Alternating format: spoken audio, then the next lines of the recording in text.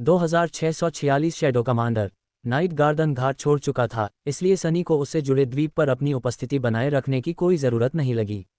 घृणित अमर प्राणियों से उसे मुक्त करने के बाद शैडो लीजन ने उस क्षेत्र को छोड़ दिया जिस पर उसने पहले विजय प्राप्त की थी और उत्तर की ओर अनंत शहर के 3 पड़ोसी जिलों की ओर बढ़ गया।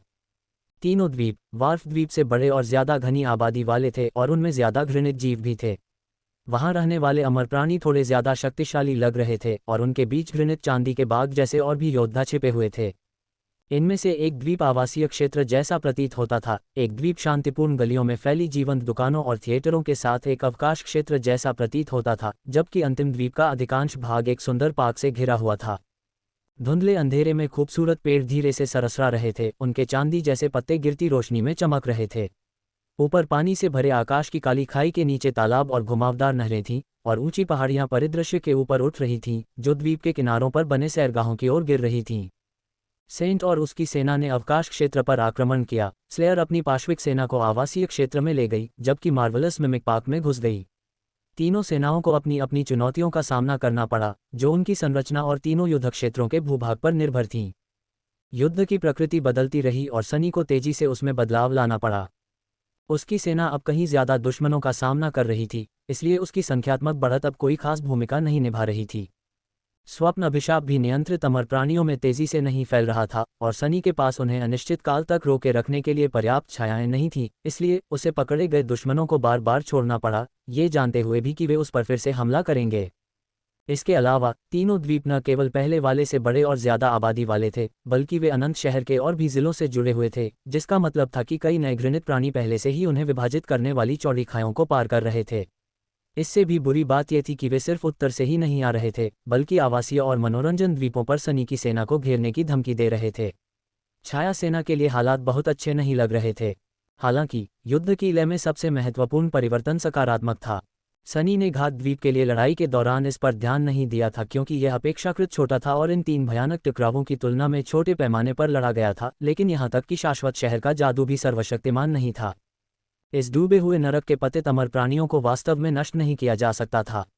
भले ही उन्हें टुकड़े टुकड़े कर दिया जाए या जलाकर राख कर दिया जाए, शाश्वत नगर उनके युवा शरीरों को उनकी मूल अवस्था में वापस ला देगा, अनंत काल तक, चाहे वे कितनी भी बार नष्ट क्यों न हो जाएं। हालांकि अनंत नगर के अमर प्राणियों को पुनर्जीवित होने में लगने वाला समय अलग अलग था। पहले तो उन्हें फिर से जीवित होने में बस कुछ ही सेकंड लगते थे, लेकिन अगर एक ही दुर्लभ प्राणी को बार बार मारा जाता तो वह समय धीरे धीरे बढ़ता जाता। पहले ही कुछ अमर प्राणी, जिनसे शैडो लीजन ने पुलों पर लड़ाई लड़ी थी, पूरे मिनट मृत अवस्था में ही बिता चुके थे।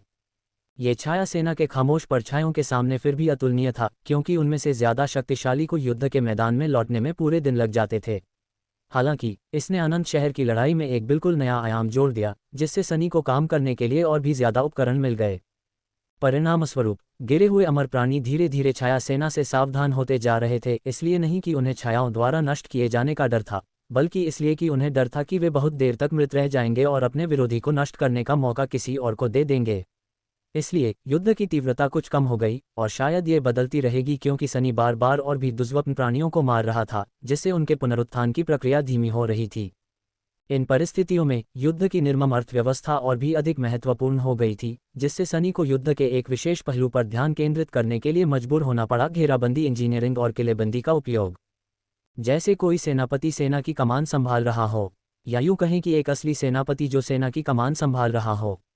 उसे तीनों द्वीपों पर सर्वोत्तम स्थान हासिल करने थे, अपनी सेना को मजबूत करना था और धीरे धीरे अमर दुष्टों के झुंड को खत्म करना था। उस समय यही उसकी प्राथमिकता थी। सौभाग्य से, जहां तक युद्ध की स्थिति को मजबूत करने की बात है, तो सनी के पास अद्वितीय लाभ था। उपन्यास के नए अध्याय नॉवल fire.net पर प्रकाशित किए गए हैं। अवकाश क्षेत्र में सेंट और उसकी सेना एक विशाल इमारत तक पहुंची, जिसे देखकर वह थरथरा उठा, क्योंकि वह आशा के साम्राज्य के कोलोसियम से मिलती जुलती थी। यह एक विशाल अंडाकार रंगमंच था, जिसकी ऊंची दीवारें, खुले मेहराब और भव्य दर्शक सीटें थीं, जो अखाड़े के चारों ओर एक चौड़े रास्ते की ओर उतरती थीं। अगर वह गलत नहीं था, तो यह एक हिप्पोड्रोम था। इसकी दीवारों की खुली प्रकृति के कारण हिप्पोड्रोम को सुरक्षित स्थान बनाना मुश्किल था, भले ही इसका विशाल आकार और समग्र आकृति इसे गढ़ स्थापित करने के लिए आदर्श बनाती थी। जैसे ही सेंट और उसके योद्धा प्राचीन रंगमंच में घुसे, उसके चारों ओर की परछाइयां हिल उठीं और ऊपर की ओर बहने लगीं। उन्होंने हिप्पोड्रोम की दीवारों में काटे गए चौड़े द्वारों को भर दिया और फिर जमकर उन्हें बंद कर दिया। साथ ही प्रकट परछाइयों की एक परत ने पत्थर की दीवारों को और मजबूत कर दिया, जिससे उन्हें नष्ट करना और भी मुश्किल हो गया। दीवारों के ऊपर उभरे हुए बुर्जों वाली चौड़ी प्राचीरें स्थापित की गईं और उसके आधार से तीखे कांटों की एक झुकी हुई बाड़ उठी, जिससे पहुंचना और भी मुश्किल हो गया। सनी पहले से ही उन अनगिनत जंजीरों को थामे रखने के लिए खुद को बहुत थका रहा था जिनसे पकड़े गए अमर प्राणी बंधे थे, इसलिए उसने इन परछाइयों को स्थायी रूप से प्रकट कर दिया। इससे वे बहुत कम शक्तिशाली और कहीं अधिक भंगुर हो गईं, लेकिन प्रकट परछाइयों की कई परतों को एक दूसरे के ऊपर रखकर वह हिप्पोड्रोम की लचीलापन में काफ़ी सुधार करने में सक्षम हो गया। उन अनेक घेराबंदियों को याद करते हुए जिनमें उसने भाग लिया था, सनी ने प्राचीन रंगमंच पर विजय पाना जितना संभव हो सके उतना कठिन बनाने के लिए कम समय में हर संभव उपाय लागू किया। जल्द ही मनोरंजन क्षेत्रों के ऊपर एक अंधेरा किला खड़ा हो गया जो अनगिनत काले कांटों से लदा हुआ था। सेंट उसकी दीवारों के ऊपर खड़ा था, अंधेरे की चादर में लिपटा हुआ। पाक द्वीप और आवासीय द्वीप पर भी ऐसी ही घटनाएं घट रही थीं। 2647 सीखने की अवस्था। रिहायशी द्वीप पर विंटर बीस्ट की छाया से आए बर्फीले तूफान ने चहल पहल वाली सड़कों, निजी जागीरों और अलंकृत महलनुमा जागीरों के आसपास के बागों को निगल लिया था। यहाँ कोई आसानी से बचाव की जगह नहीं थी, इसलिए सनी को खुद ही एक जगह बनानी पड़ी। स्लेयर और उसकी पार्श्विक सेना ने छतों पर कब्जा कर लिया था और परछाइयों से बने हवाई पुल उन्हें जाल की तरह जोड़ रहे थे। ऑब्सीडियन ततैयाएं उड़ सकती थीं, भले ही हवा में उड़ते समय वे असुरक्षित थीं, इसलिए वे अत्यधिक गतिशील और अप्रत्याशित थीं, जिससे उसे एक महत्वपूर्ण लाभ मिला। वहीं सरपेंट बेहद अनुकूलनशील था, किसी भी रणनीति का समर्थन करने में सक्षम। और फिर वहां एम्बर क्वीन थी, स्वाभाविक रूप से एक महान तानाशाह की छाया जो न केवल युद्ध में भयानक थी, बल्कि ब्लैक मिलिपेड्स को नियंत्रित करने में भी सक्षम थी और अत्यंत मायावी थी। मध्य द्वीप पर मार्वलस मिमिक और उसके रक्षक एक ऊंची पहाड़ी की चोटी पर पहुंच गए थे और वहां एक प्राकृतिक किले की तरह बस गए थे। सनी ने भी अपने किले को प्रकट छायाओं के कवच से ढंक दिया था, मानो उसे कवच पहना दिया हो। यहाँ उपयोग करने के लिए भूभाग की कुछ विशेषताएं थीं, लेकिन एक खड़ी ढलान और किले की दीवारों से ज्यादा परखा हुआ संयोजन शायद ही कोई हो। बस एक गहरी खाई की कमी थी, लेकिन फिर भी पहाड़ी के एक तरफ एक गहरी झील थी। माना कि शाश्वत नगर के अमर लोग उसके पानी में गिरकर भी डूबने वाले नहीं थे। लेकिन हर फायदा, चाहे कितना भी छोटा क्यों न हो, मायने रखता था। ये आ गए। सेनाएं अपनी पूरी ताकत से घेराबंदी की तैयारी में जुट गईं। सनी के पास कोई तरकीब नहीं थी, कम से कम कोई ऐसी तरकीब जो उसके लिए कारगर हो, इसलिए उसने अपना पूरा ध्यान अपने अनगिनत शरीरों पर केंद्रित कर दिया और अपने युद्ध कौशल और बुद्धिमत्ता का भरपूर इस्तेमाल करना चाहता था। ये सचमुच बहुत दिलचस्प था। माइंड वीव से अपनी मानसिक क्षमता को बढ़ाने और कठपुतली से अपनी इच्छाशक्ति के वाहक के रूप में काम करने के साथ सनी ने अपने पर्दों पर लगभग पूर्ण नियंत्रण हासिल कर लिया था। इसका मतलब था कि वह न केवल सदियों से मानवता द्वारा संचित सामरिक युद्ध की समृद्ध विरासत का पूरा लाभ उठा सकता था, बल्कि ऐसी रणनीतियां भी कर सकता था जिनके बारे में सामान्य जनरलों ने कभी सपने में भी नहीं सोचा होगा। आखिरकार सनी ने अपने मृत योद्धाओं को उसी तरह की प्रतिक्रिया के साथ आदेश देने की क्षमता हासिल नहीं की थी जैसी कि साधारण सैनिक दिखाते। इसके बजाय वह अपने प्रत्येक शेड को सीधे नियंत्रित कर सकता था, इसलिए वास्तव में वह जिस स्तर की एकजुटता हासिल कर सकता था वह साधारण सेनाओं की क्षमता से कहीं आगे थी। सबसे बुनियादी स्तर पर यह इस बात में व्यक्त होता था कि युद्ध में शेड एक दूसरे का कितना अच्छा साथ देते थे। पूरी शैडो लीजन एक विशाल भयानक प्राणी की तरह लड़ रही थी। ऐसा लग रहा था मानो सनी सचमुच एक राक्षस बन गया हो जिसके असंख्य सिर और असंख्य घातक हाथ थे और वह जहां भी जाता मौत और विनाश फैलाता। स्वाभाविक रूप से इससे प्रत्येक छाया कहीं अधिक घातक हो गई, जबकि साथ ही छाया सेना के नुकसान में भी भारी कमी आई। अधिक ऊंचे स्तर पर अनगिनत रंगों के बीच अस्वाभाविक सामंजस्य ने सनी को रणनीतिक युद्धाभ्यास करने की अनुमति दी, जिसका अभी तक आविष्कार भी नहीं हुआ था, क्योंकि वे सांसारिक युद्ध की सीमाओं से बंधी सेनाओं के लिए असंभव थे। ये तथ्य कि वह लाभप्रद स्थानों तक खूनी रास्ता बनाने और गिरे हुए अमर सैनिकों के निरंतर उत्पीड़न के बावजूद उन्हें मजबूत बनाने में कामयाब रहा था, इसका प्रमाण था। लेकिन वास्तव में सनी ने अभी तक अपने लिए खुले नए क्षितिज की संभावनाओं को तलाशना शुरू भी नहीं किया था और यह समझ में भी आता है। आखिरकार वास्तविकताओं के एक समूह पर आधारित सैन्य सिद्धांतों का एक बिल्कुल नया ढांचा गढ़ना आसान नहीं था जो सिर्फ उन्हीं पर लागू हो सके। सनी के पास सैन्य रणनीति का जो ज्ञान था वह हजारों सालों की संचित अंतर्दृष्टि और प्रतिभाशाली रणनीतिकारों द्वारा हासिल की गई सफलताओं का परिणाम था, इसलिए उनसे एक ही दिन में इतना कुछ हासिल करने की उम्मीद नहीं की जा सकती थी। हालांकि वह निश्चित रूप से हताशा और आवश्यकता से प्रेरित होकर प्रयास कर रहा था। मुझे ऐसा लगता है जैसे मैं अपनी गहराई से थोड़ा बाहर आ गया हूँ। यह विडंबनापूर्ण था क्योंकि वह ब्रह्मांड के सबसे गहरे महासागर के तल पर था। सनी ने पहले भी गॉडग्रेव में तलवार सेना की एक बड़ी टुकड़ी के साथ साथ कुलीन सैनिकों के एक छोटे समूह की कमान संभाली थी। उसने शैडो लीजन का भी युद्ध में नेतृत्व किया था, लेकिन कभी इतने जटिल और जटिल तरीके से नहीं।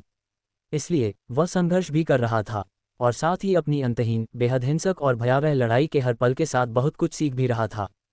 छाया सेना के ठिकानों पर भयंकर घृणा की 3 लहरें उतरी। हिंसा अकल्पनीय थी। सनी अनंतनगर में मिले पहले अमर प्राणी के राक्षसी और भयावह स्वभाव से परेशान हो चुका था। अब जब इस एक दुर्लभ प्राणी की जगह घिनौने, विकृत भयावह जीवों की एक निरंतर बाढ़ ने ले ली थी, तो वह घृणा करने की जहमत भी नहीं उठा सकता था। लेकिन फिर भी वह हर पल अपनी खामोश सेना को नियंत्रित करने में और भी बेहतर होता जा रहा था। अपने सैनिकों द्वारा किए गए या प्राप्त किए गए हर हमले के साथ सनी अपनी शक्ति का बेहतर इस्तेमाल करना सीख रहा था।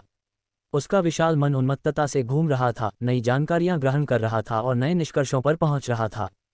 और परिणामस्वरूप छाया सेना की स्थिति धीरे धीरे सुधर रही थी। अवकाश द्वीप पर अमर प्राणियों की लहरें हिप्पोड्रोम की दीवारों को धो रही थीं। पाक द्वीप पर डार्क कैसल के रक्षकों ने पहाड़ी की ढलानों पर एक कत्लेआम का मैदान बना रखा था। आवासीय द्वीप पर स्लेयर और उसके जानवर उन दुश्मनों को खदेड़ रहे थे जो कुछ केंद्रीय ब्लॉकों की छतों पर छलांग लगा रहे थे या चढ़ रहे थे। और इस दौरान नाइटमेयर ने पतित अमरों के बीच स्वप्न अभिशाप फैलाना जारी रखा। अंधकार में घोड़ा भी अपनी लड़ाई लड़ रहा था। दुष्स्वप्नों का चक्रव्यूह नष्ट होकर फिर से बन रहा था और धीरे धीरे फैलता जा रहा था, क्योंकि उसमें अधिक से अधिक शक्तिशाली जीव कैद होते जा रहे थे। सनी को बस यही उम्मीद थी कि यह सब अनंत शहर की यात्रा पूरी होने तक चलता रहेगा। मीठे सपने, कमीनों। 2648 अंतर्निहित झुकाव। वहाँ हालात कैसे चल रहे हैं? नाइट गार्डन पुल पर चल रही लड़ाई से आगे निकलकर अब एक अनजान द्वीप के चारों ओर नौकायन कर रहा था। कानफुल्लू तोपों की आवाज़ थम चुकी थी और केवल भीषण युद्ध की दूर से आती गूंज ही तनावपूर्ण सन्नाटे को तोड़ रही थी। सनी उस जीवित जहाज के अगले हिस्से पर था, उसके साथ नेव और जेट भी थे। जेट को एक क्षणिक नज़र से देखते हुए उसने आह भरी। उम्मीद से बेहतर, लेकिन मेरी अपेक्षा से भी बदतर। अपनी पूरी कोशिशों के बावजूद शैडो लीजन को अभी भी नुकसान उठाना पड़ रहा था।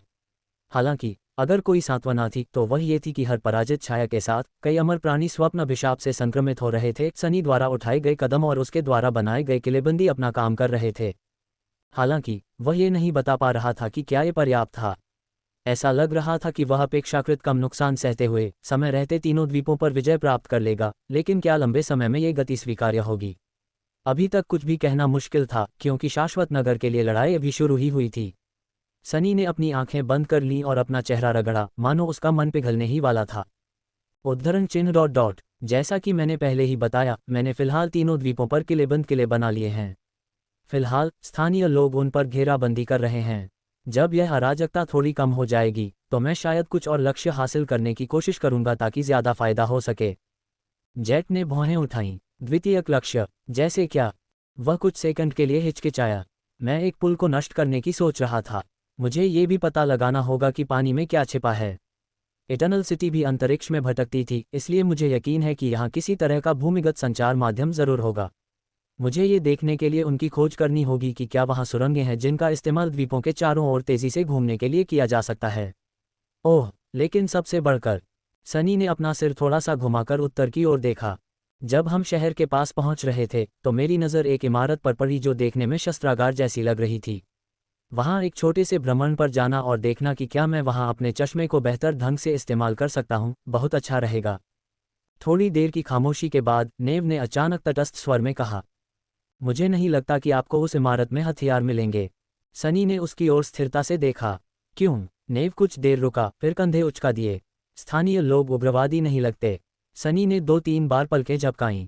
वह उस समय उग्र स्थानीय लोगों के झुंड के साथ 3 भयानक लड़ाइयों में उलझा हुआ था, तो वे उग्रवादी कैसे नहीं थे? दूसरी ओर वह कुछ हद तक समझ गया कि नेव का क्या मतलब था। हालांकि रात्रि के संत ने फिर भी अपने बारे में स्पष्टीकरण दिया।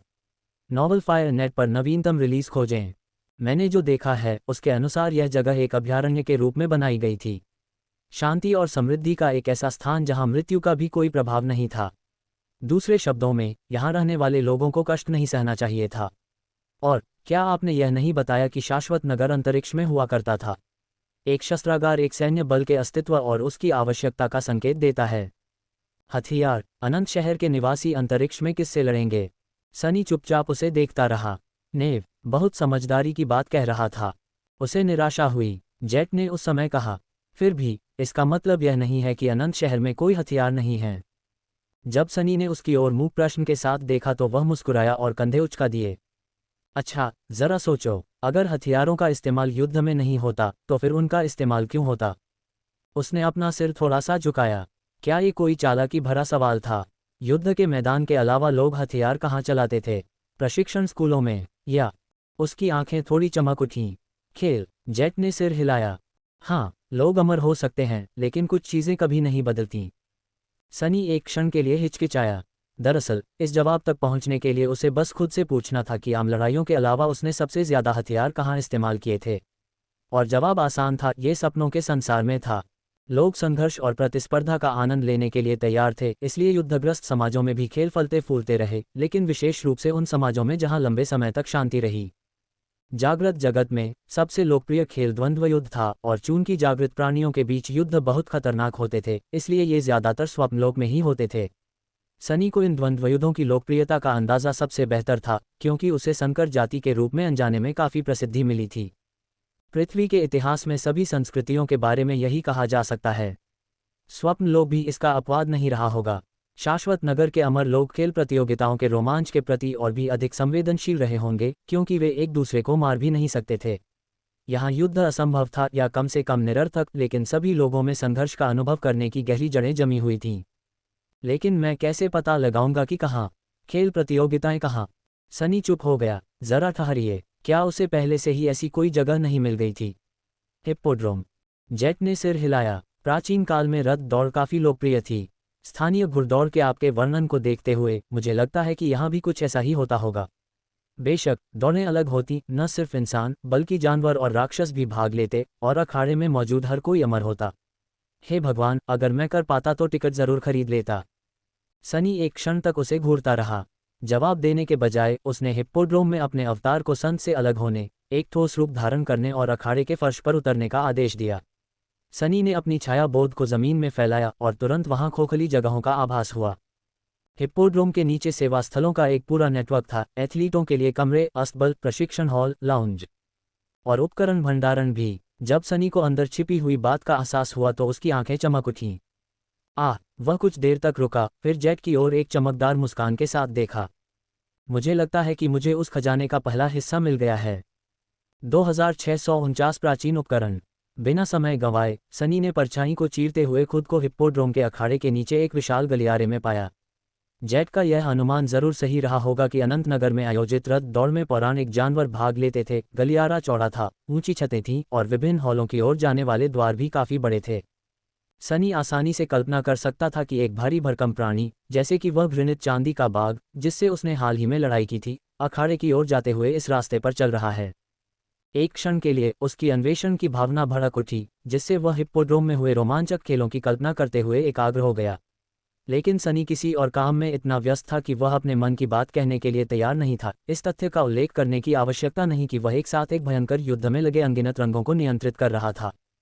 एक विशेष द्वार के पास जाकर उसने उसे धक्का देकर खोल दिया। अंदर एक विशाल हॉल था जो शायद भंडारण गोदाम का काम करता होगा।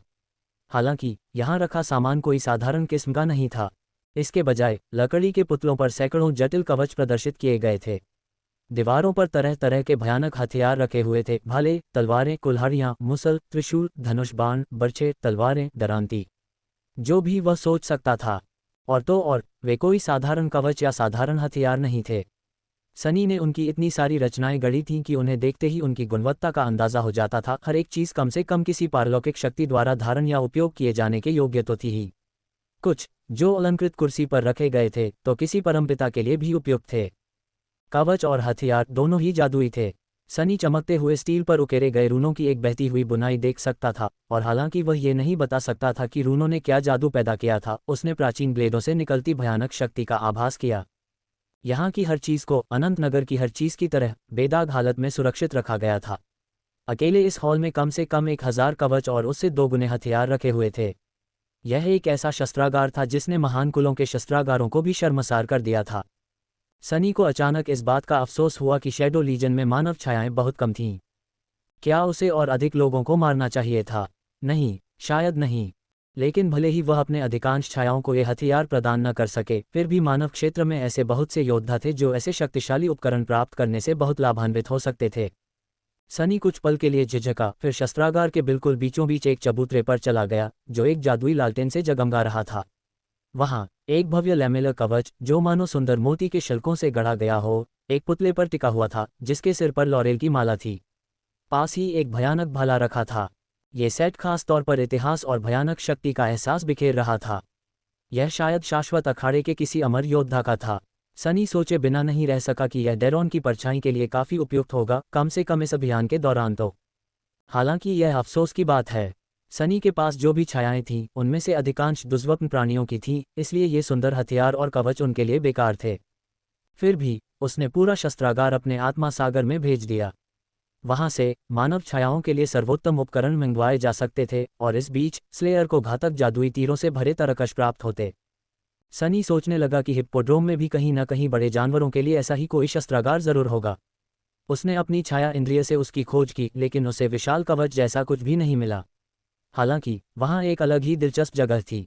परछाइयों को चीरते हुए सनी ने खुद को एक अलग विशाल हॉल में पाया।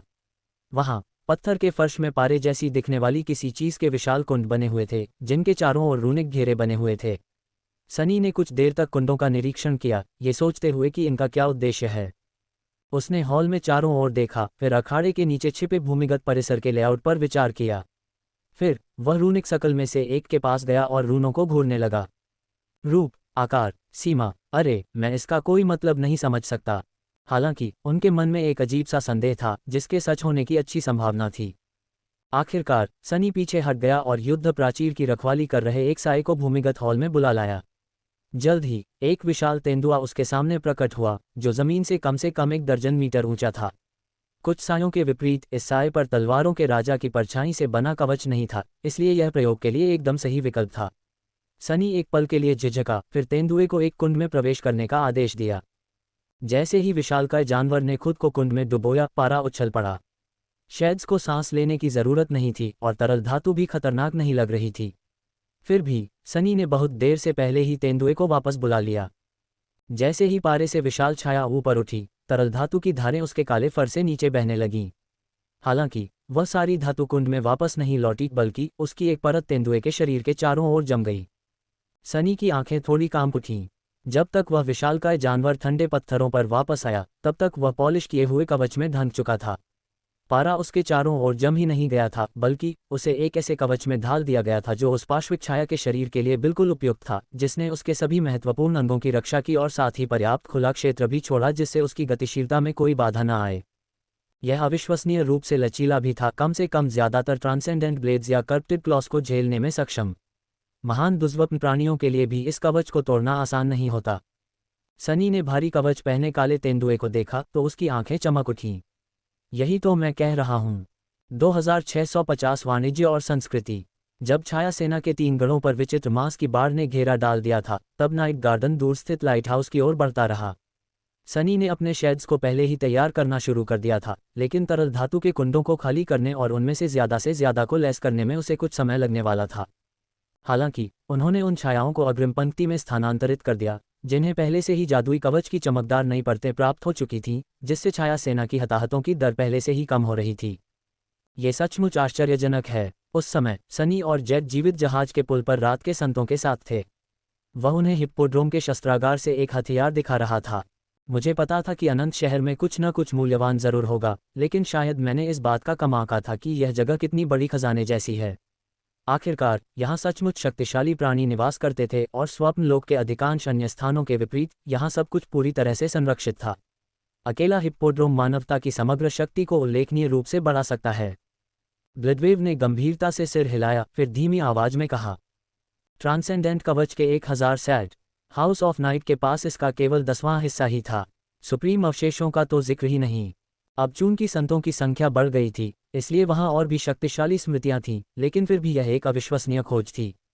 भले ही अनंतनगर में पाई गई कलाकृतियां स्मृतियां न हो और इसलिए उनका उपयोग करना अधिक बोझिल हो, फिर भी वे एक बहुमूल्य वस्तु थीं। न केवल उनकी शक्ति के कारण, बल्कि इस तथ्य के कारण भी कि वे मंत्रमुग्ध थे और ये तथ्य कि ये मंत्र एक पूर्व अज्ञात परंपरा से आए थे। जिस प्रकार अनाके के मेंटल ने सनी को अपनी बुनाई विकसित करने में मदद की थी, उसी प्रकार इन प्राचीन अवशेषों के रूनिक मंत्र मानव जादूगरों को जादू टोने के बारे में और अधिक जानने में मदद कर सकते हैं और इस प्रकार उनके शिल्प को और आगे बढ़ा सकते हैं। जेट ने सीटी बजाई, फिर पूछा, आपको क्या लगता है कि हम और कहाँ कोई मूल्यवान चीज़ पा सकेंगे? हिप्पोड्रोम एक अप्रत्याशित खोज थी, लेकिन शाश्वत शहर में ऐसे अन्य स्थान भी अवश्य होंगे। नेवे ने कुछ देर तक विचार किया, फिर संकोच से कहा, दुकानें, जादुई चीज़ें बेचने वाली दुकानें तो होनी ही चाहिए। अमर लोग भी विलासिता का आनंद लेते होंगे, और भी बेहतर होगा कि ऐसी कार्यशालाएं मिल जाएं जहां ये चीज़ें बनाई जाती हों। उस समय आमतौर पर शांत रहने वाला एथर अचानक बोला, संग्रहालय। उसने सनी और जेट की ओर देखा, फिर धीरे से कहा, इस शहर में रहने वाले लोग अमर हो गए थे, लेकिन वे सभी कहीं न कहीं से आए थे। उन्होंने जो इतिहास देखा था वह था रहा होगा, और वे उस इतिहास की स्मृतियां यहाँ लाए होंगे। चूंकि वे वैभव और विलासिता का जीवन जीते थे, उन्हें किसी ज़रूरत का एहसास नहीं था, इसलिए उन्होंने वाणिज्य की तुलना में संस्कृति का अधिक आनंद लिया होगा। वे मुस्करा उठे, कौन जानता है कि हमें उनके संग्रहालयों में क्या मिलेगा? देवताओं के युग के अवशेष, पौराणिक हथियार जो पूरे लोगों के भाग्य का फैसला करते थे। अमर निवास के बारे में सोचते समय यही कल्पना की जाती है। सनी ने एक दो बार पलकें झपकाईं। संग्रहालय, है ना? एथा का सुझाव काफी व्यवहारिक था और आकर्षक भी। तभी एक बेहद शक्तिशाली दुष्वप्न प्राणी स्लेयर से भिड़ गया और सनी कुछ देर के लिए विचलित हो गया। जब दुष्वप्न का आतंक आखिरकार शांत हुआ तो वह कांप उठा। सनी ने जितना अधिक समय इटर्नल सिटी में बिताया, उतना ही अधिक एक विशेष प्रश्न उसे परेशान करता रहा।